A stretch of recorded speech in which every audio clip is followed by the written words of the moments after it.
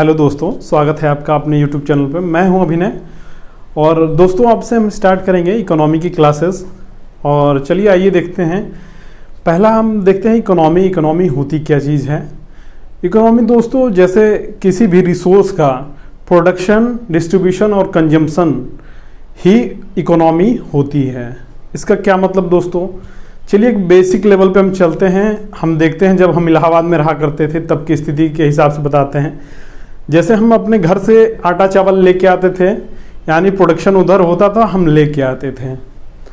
और रूम में 3 पार्टनर रहते थे, तो उसमें क्या होता था कि डिस्ट्रीब्यूशन होता था।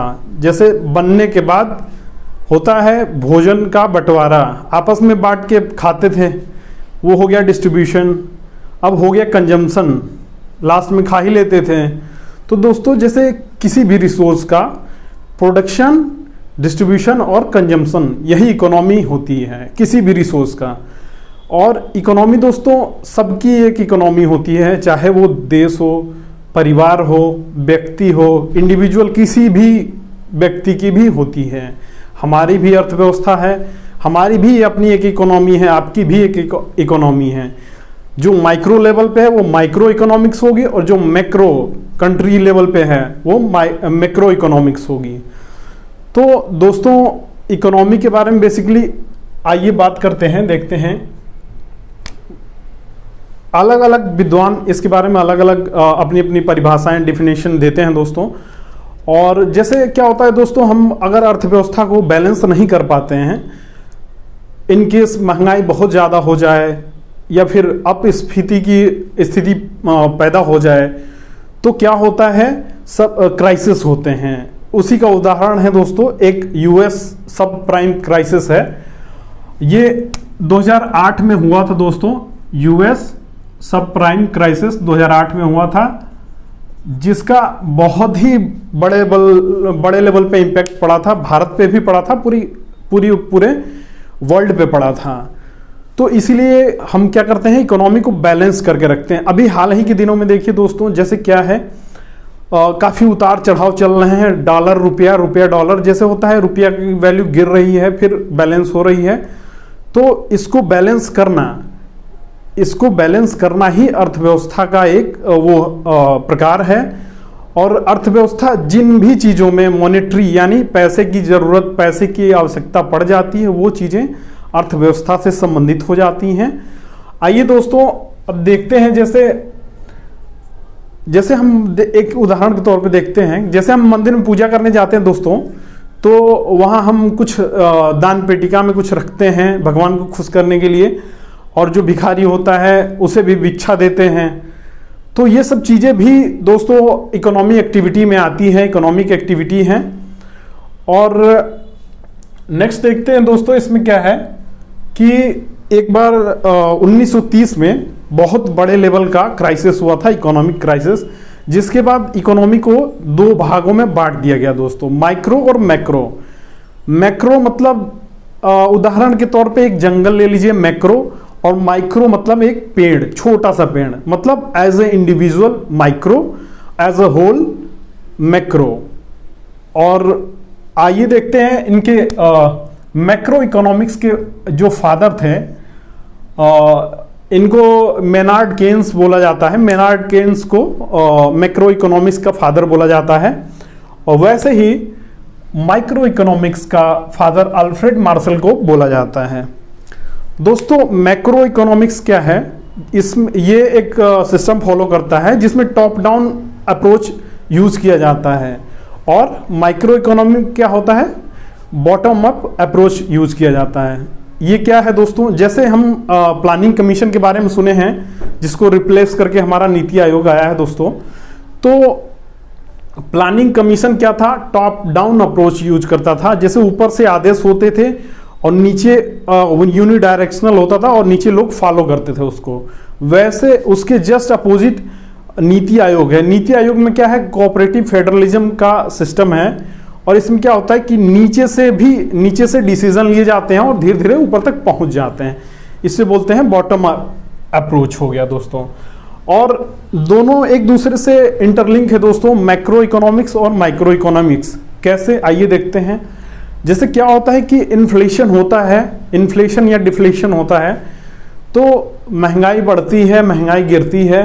तो क्या होता है दोस्तों कि जब महंगाई बढ़ती है, इन्फ्लेशन होता है, तो पूरे जैसे क्या होता है कि बड़े लेवल पे, ये क्या है, मैक्रो इकोनॉमिक्स का ये पार्ट है।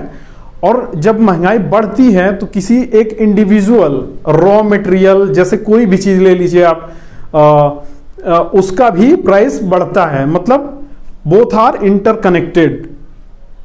अगर मैक्रो इकोनॉमिक्स उसमें प्राइस बढ़ती है तो माइक्रो लेवल पे भी प्राइस उसका वेरी करता है।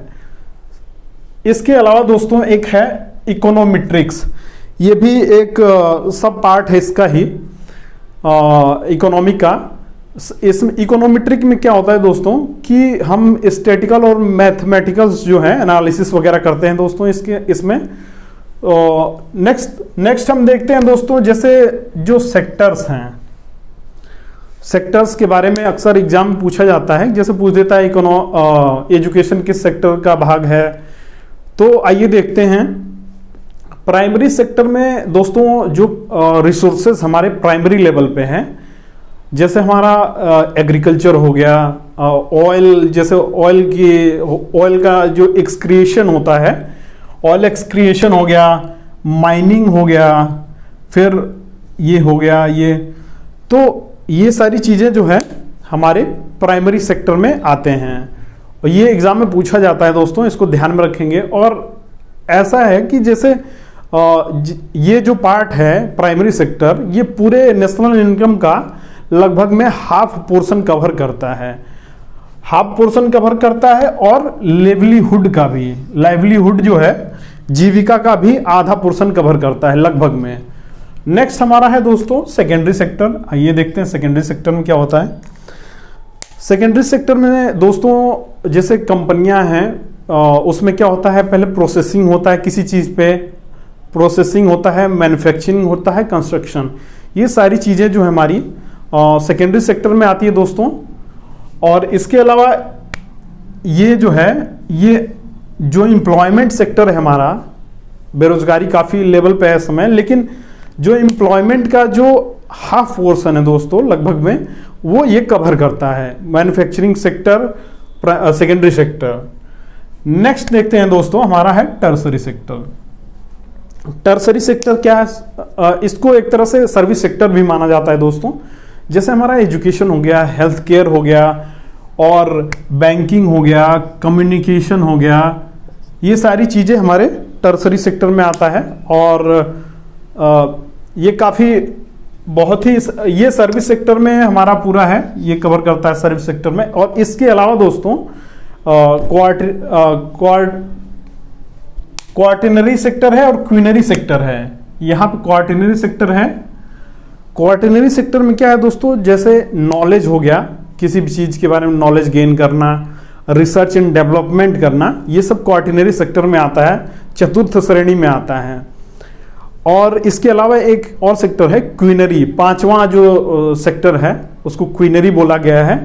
क्वीनरी में क्या होता है दोस्तों, जैसे डिसीजन मेकिंग होता है, जैसे फैक्ट्रीज कंपनी में होता है डिसीजन मेकिंग डिपार्टमेंट होता है कि कैसे सिचुएशन में क्या डिसीजन लेना है अर्थव्यवस्था के हिसाब से, और तमाम तरह की चीज़ें आती हैं। तो दोस्तों आज के लिए केवल इतना ही। अभी हमने इकोनॉमी के लिए स्टार्ट किया है क्लासेस, अब रेगुलर चलेंगी क्लासेस।